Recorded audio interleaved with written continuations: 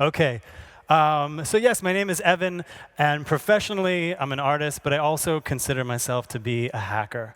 I don't view these as two separate parts of one practice, but rather something that encompasses all of the work that I make.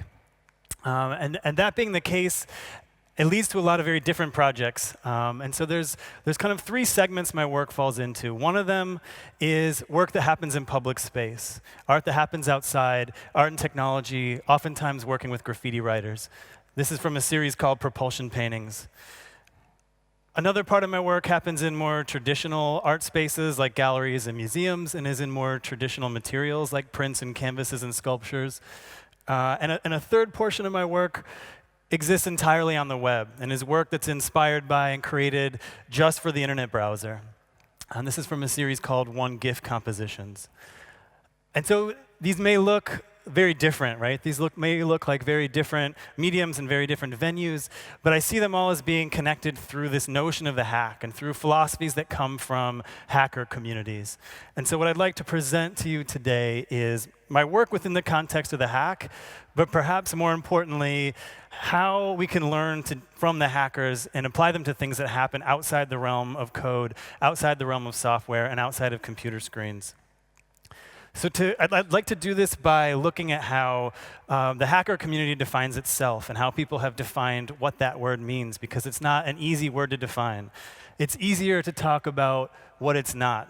And the community of hackers that I'm going to be talking about today that grew up with the open source movement, they agree at least on one thing, which is that it's not about stealing passwords and stealing credit cards, despite what the news media and the entertainment media tend to show us very often. Hackers tend to wear that word as a badge of pride. The word, it's fitting that I'm going to talk about it in a way that's outside of software because it started outside of software. And the word was first defined back in 1959 at MIT's Tech Model Railroad Club. And they wrote the first definition. And part of their first definition is an article or project without constructive end. This image on top is from a street artist named Brad Downey. An important player in defining both the hacker culture and the open source culture, they overlap so much that it's actually very hard to talk about one without the other, is this gentleman, Linus Torvald, the creator of Linux. And in talking about open source, he says, I've always seen open source as a way of making the world a better place, but more than that, I see it as a way of having fun. And this notion of fun is something that goes all throughout the hacker community and is a motivator, I think, that can be at times more interesting than a profit-driven motivation. And in searching through various hacker documents preparing for this talk, I kept coming across this phrase, playful cleverness, which is one that I think rings very true to hacker communities. It's something I see in the art of other hackers that I enjoy. This is by a Dutch artist named Helmut Smits called Rainbow. Wikipedia, of course, has a definition for the term hacker. Wikipedia says to expose or add functionality to a device that was unintended for use by the end users by the company who created it. And it's here that I think, at least I start to see the connection to graffiti. And if you think about the Krylon company, right, they never intended for people to point their product at other people's property. This was a brilliant or a terrible hack, depending on your view on graffiti, but it's one that nonetheless changed the way most of our cities look. And my fascination with graffiti is really a fascination with hackers. I think that graffiti writers are one of the most interesting hacker communities of our generation.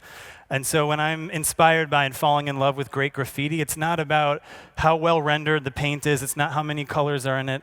It has everything to do with where those letters are placed and what systems it's hacking into. And this is something that was a part of graffiti since the beginning.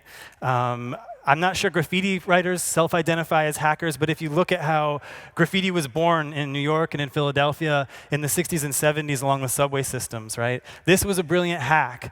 This was a group of people exploiting a system for something it wasn't intended to do, right? To transport art instead of transport people throughout the city. And so when I'm working with graffiti writers, this is what I'm trying to do as well. It's less about paint, it's less about dripping ink, and it's more about hacks on an urban scale. This is from a group I co-founded called Graffiti Research Lab. The piece is called Laser Tag. So this notion of unintended use, of course, has ramifications within the hacker community outside of spray paint. I think unintended use is a lens that we can look at all technologies with, and especially ridiculous technologies, right? Like robotic vacuum cleaners.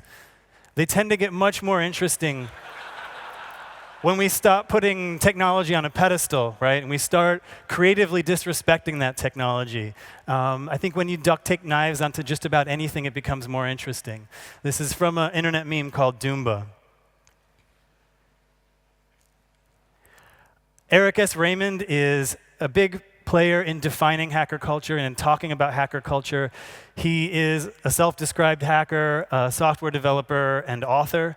In 1997, he wrote an essay called The Cathedral and the Bazaar. And in this essay, he uses these two metaphors of the cathedral and the bazaar to talk about two very different approaches to software development. The cathedral being the single architect, the top-down design, and the bazaar being a design that doesn't have a single plan, a design that came together through many people acting in collaboration or acting under their own autonomous means, nonetheless cobbling together something that didn't have a single plan.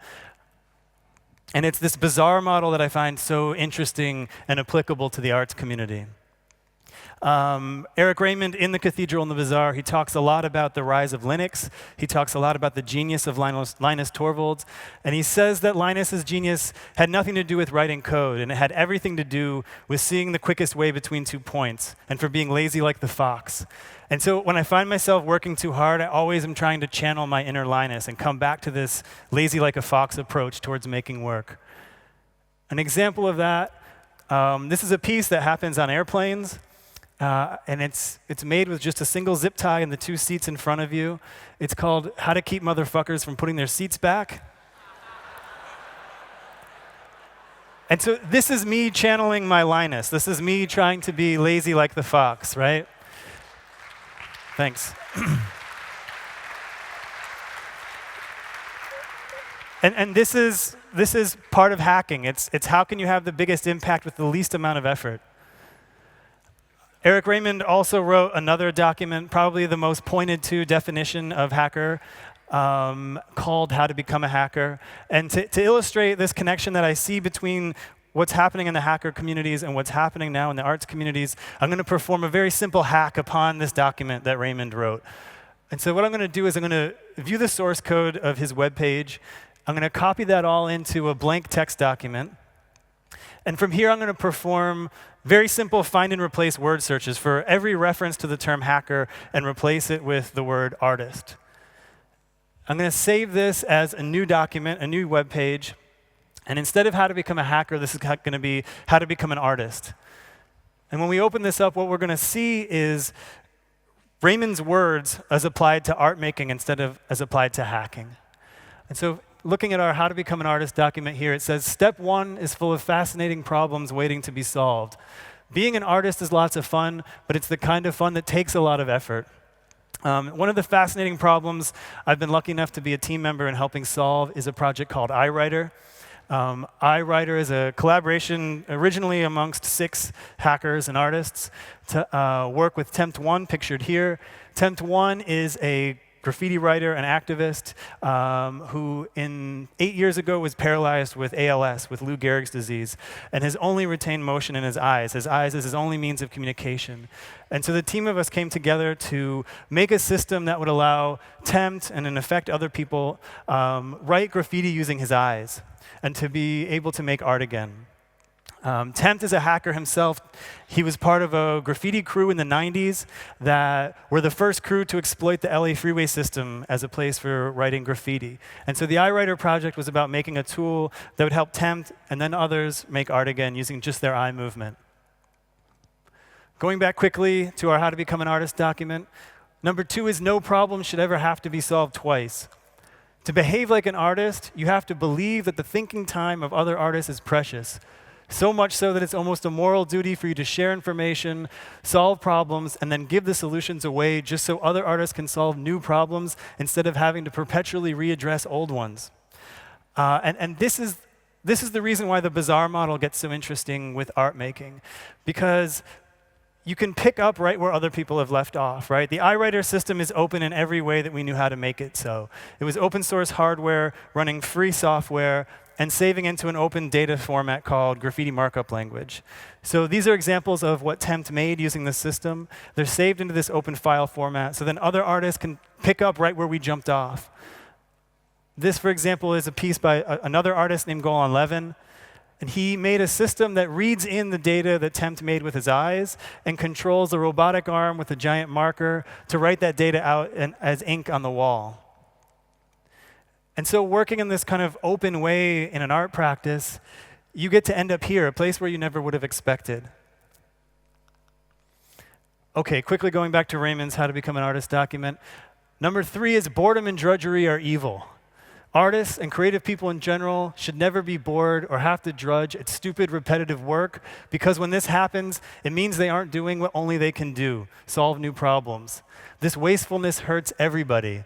Therefore, boredom and drudgery are not just unpleasant, but actually evil. And a place that I find myself unpleasant and confronted with evil is at airport security. I travel a lot through my art practice, and in 2005, I made a hack to try to deal with this problem. And this is called Tsa Communication. And it's a very simple setup where I would have a thought, I would carve that into stainless steel, put that in my carry-on bag, send that through the X-ray machine so that on the other end, the security workers would be reading a message that I had for them, right? Thanks. And so this became a part of my normal travel procedure, and I would pick out a message and put it in my carry-on bag. And just personally looking back on this piece, to me this shows this parallel nature that art making and hacking have. And they both have this kind of fundamental ability to completely alter your surroundings. And so just that simple motion of putting something new into my backpack completely changed my relationship with traveling, from being a passive role to being an active role. OK, the next and the last one I'm going to leave you with from Eric Raymond's How to Become an Artist document is freedom is good. Authoritarians thrive on censorship and secrecy, and they distrust voluntary cooperation and information sharing. They only like cooperation that they control. So to behave like an artist, you have to develop an instinctive hostility to censorship, secrecy, and the use of force or deception to compel responsible adults. And you have to be willing to act on that belief. And this notion of freedom, whether it's talking about free software or whether it's talking about free speech issues, is something that's part of the hacking community and part of what runs through a thread that runs throughout my work. And so the last piece I'd like to show is something new that I just finished 2 months ago. The piece is actually called Free Speech. And like some of my other projects, it's a very simple, open system consisting of just a van, a large mobile telephone number, the word free, and an arrow pointing from that phone number to a giant audio speaker mounted to the roof of the van. And so this is an open and uncensored structure, which anybody, if they see the number, is happy to call in. And I'll show just about 30 seconds of what this looks like from Vienna 2 months ago. Hello? Hello? It is the champion! Hello? Hello? Oh, God. Fick dich! Fick dich!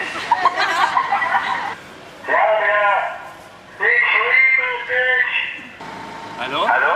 Nice! Geil! So fresh, man. So, thanks.